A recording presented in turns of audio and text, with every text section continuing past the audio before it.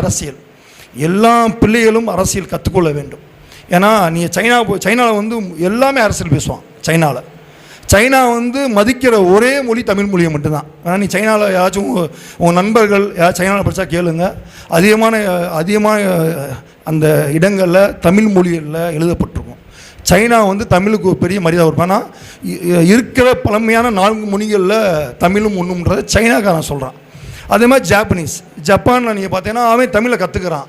தனியாக ஒரு எஃப்எம் வச்சுருக்கான். அதில் தமிழில் பாட்டு பாடுறான், தமிழில் பேசுகிறான், திருக்குறள் சொல்கிறான். டெய்லி ஒரு குறள், அதுக்கான விளக்கம் யார்? ஜப்பான்காரன் சொல்கிறான். நீர் மேலாண்மை, தமிழர்களோட பெரிய சொத்து நீர் மேலாண்மை. உலக நாடுகளையே நீர் மேலாண்மை நம்மளை பார்த்து தான் கற்றுக்கிட்டான். இன்றைக்கி ராஜா சோழனாகட்டும், கரிகாலனாகட்டும், கல்லணையை வச்சு. ஆனால் இங்கே நீர் மேலாண்மை எங்கே எப்படி இருக்குது? மண் அள்ளுறதுலையும் டேமே கட்டலையே. எங்கே செக் டேம் கூட நீங்கள் கட்டலை. எல்லாமே கனிம வள கொள்ளை, மண் கொள்கை, எல்லாமே கொள்ளை தான். இருக்கிறவெல்லாம் சுரண்டி கொண்டு போய் கேரளாவுக்கும் கர்நாடகாவுக்கும் ஆந்திராவுக்கும் சப்ளை பண்ணிக்கிட்டு இருக்கான். இங்கே நமக்குலாம் கிடையாது. நம்ம தேவையான மண் தானே எடுக்கிறோம்.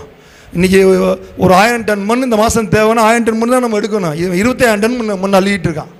அந்த ஊரில் மக்களும் கேட்குறது இல்லை. ஏன்டா எதுக்கிட்ட அள்ளுறீங்கன்னு கேட்குறதும் இல்லை. என் வாட்டில் அவன் தர காசை வாங்கி வச்சு பயிரில் வச்சுக்கிட்டு நம்ம எங்கள் சித்தப்பா தான் மண் அள்ளுறாரு, எங்கள் பெரியப்பா தான் மண் அள்ளுறா வேடிக்கை பார்த்துருக்கான். உன்னோட மண் அள்ளிக்கிட்டு இருக்கான்டா, உன்னோட வளம் அது, உன்னோட மண் அள்ளுறான், ஒன்னே கொள்ளையடிச்சுக்கிட்டு இருக்கான். அது தெரியல.